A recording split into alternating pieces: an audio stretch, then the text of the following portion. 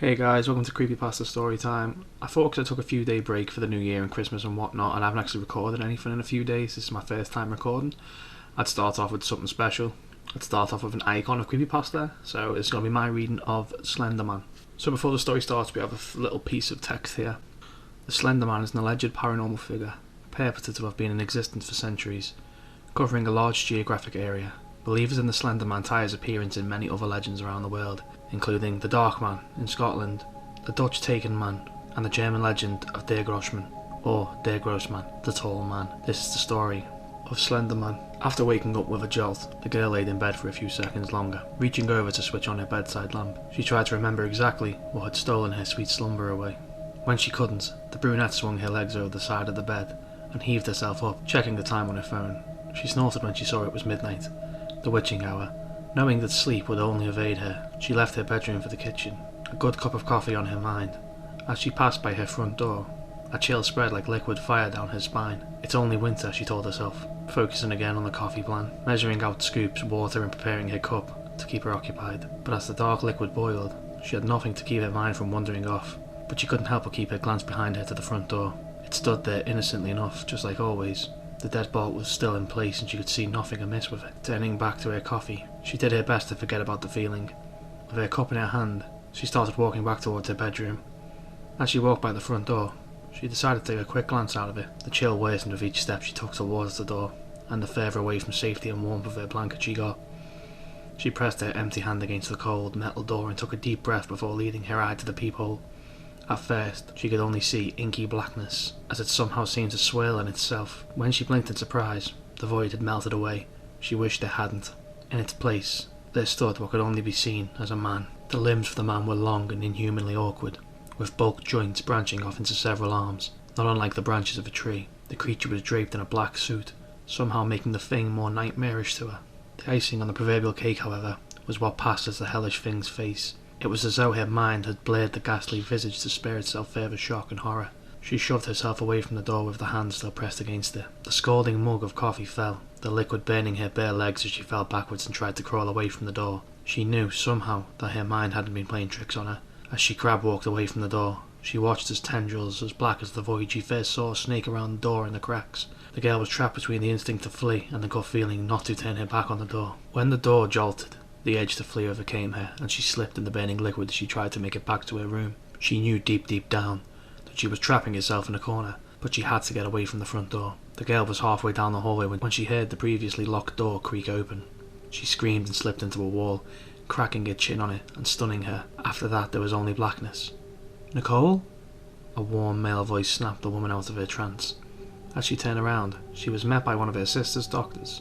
She nodded, not sure if she could say anything, or even if she could find her voice, if she did have something to say. That morning, she had gotten an urgent phone call from the hospital, saying that her sister Lindsay was there. Before they even had a chance to let her see her, the doctors had pulled her off to the side and insisted that they talk to her about what might have happened. Phrases like self-inflicted and assault had been thrown around, and Nicole felt her mind begin to reel.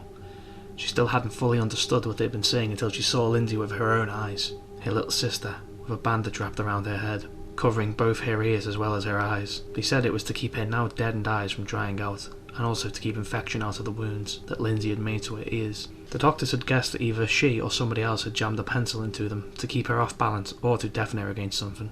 There was the mix of first and second degree burns on her hands and legs and feet, from what was assumed to be the coffee her neighbours found slipped all over her and the entry to her apartment. As Nicole walked into her sister's hospital room for the first time, she thought she had spied the silhouette of a man in the window. That she knew was impossible. His sister's room was on the third story of a hospital. There's a small extra piece here which explains the appearance of the Slenderman. The Slenderman is a being, male in appearance, who looks like a man with extremely long, slender arms and legs.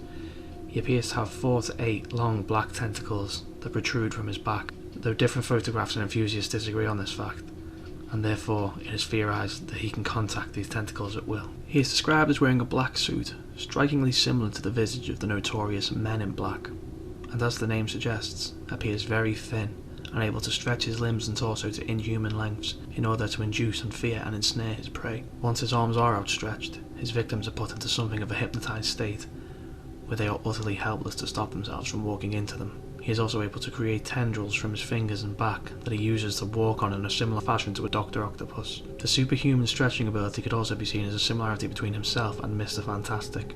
Whether he absorbs, kills, or merely takes his victims to an undisclosed location or dimension is also unknown, as there has never been any bodies nor evidence left behind in his wake to deduce a definite conclusion.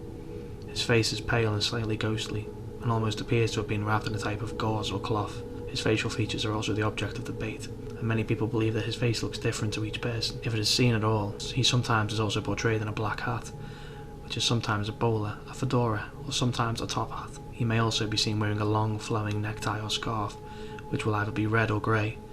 He often keeps his long, pale hands crossed politely behind his back, or hanging loosely to his side.